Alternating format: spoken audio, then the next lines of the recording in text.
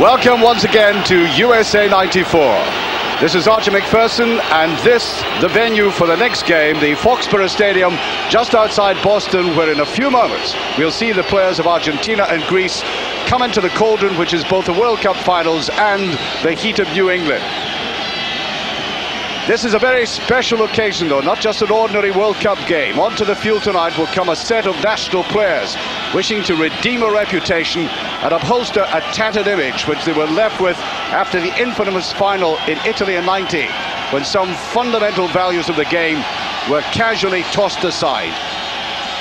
Argentina, we hope, are about to begin a World Cup rehabilitation. Which of their talents flourish and they retain their discipline ought to see them go far. The era of Carlos Bilardo was associated with cynicism and indiscipline. He's gone, and perhaps with him the stigma that has attached to Argentina ever since. And their position in the dock could not be personified better than by the little man with the number 10 jersey, who is about to play in his third World Cup and his 477th senior game at all. Banned by FIFA for 15 months for cocaine offences, banned from entry into Japan as a result, and who shot an air rifle at reporters a few months ago. Will Diego Maradona regain his sainthood in the States? Shortly we'll get a clue. There he is, that barking instruction there. At this moment in time, not looking, of course, that fabulous athlete that he did in the past. The Greeks beside him. And beware Greeks carrying gifts. That's the old classical saying. None will be in show today, as these newcomers to the finals will shortly find out if they are worthy of the occasion, or by their route having been made easier with the withdrawal of Yugoslavia from their qualifying group. They were trounced 5-0 by England at Wembley recently. And that was a game watched by Ray Clements, the English internationalist, former English internationalist, who's beside me at the moment for commentary. Well, we've had Guinness for the Irish to celebrate, lager for the Norwegians. Is it going to be Zorba's dance tonight for us, Ray? Well, it might be, but what I saw of Greece at Wembley just recently, I think it was maybe false to judge them, because early on in the game, for the first 15-20 minutes, they showed lots of close control, lots of neat football, and looked capable of maybe creating one or two problems for the English team. But once they went a goal down, they really did look to give up the ghost and really did pack in, and it made it very, very easy for England, and England won that game 5-0 in the end, and it really was an easy victory for the English. A massive stadium. A stadium, of course, devoted to the New England Patriots, the American football team, and the Greeks, the first time ever in a World Cup finals. But the Argentinian team thinking back to that very bad tournament that everybody had, including themselves.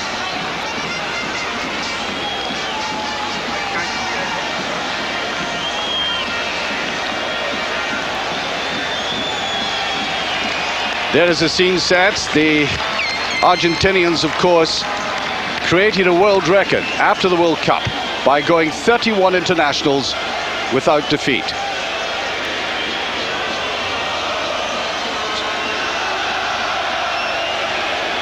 Some notable players in the side tonight, and I think the most notable change we'll see, Ray, is in goal, where Islas has come on, but the national anthems are now being played.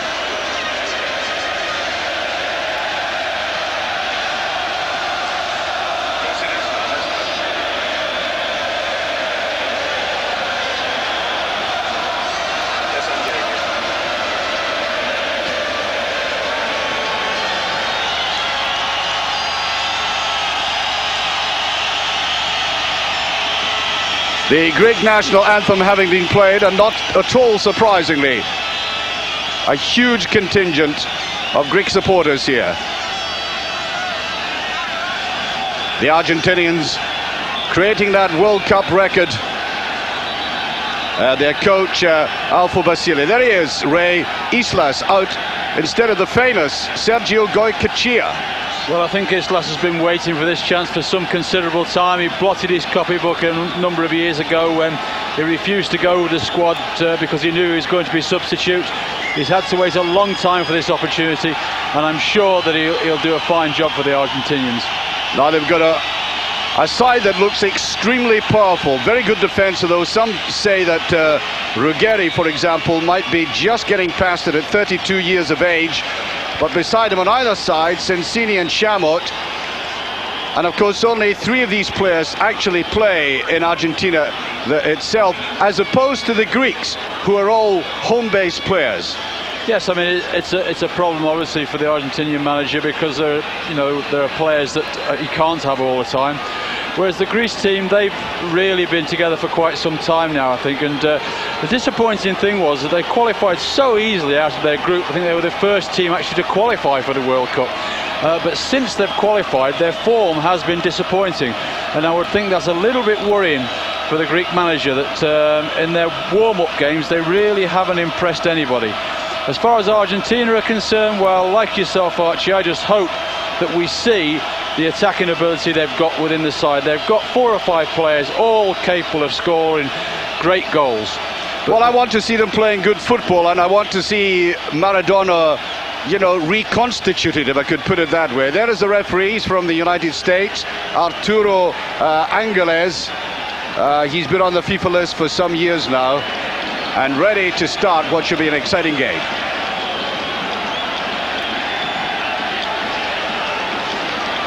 There's the scene. Might have been some rain about, but it's still warm, still humid. And the Argentinians have a lot to play for tonight. I mean, they've got Canigia and Batistuta.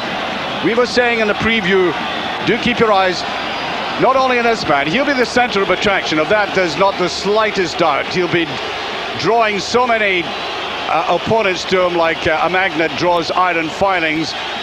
But I think that might leave room for the likes of Canigia and Batistuta. Well, it'll be interesting to see how the Greeks actually deal with Maradona.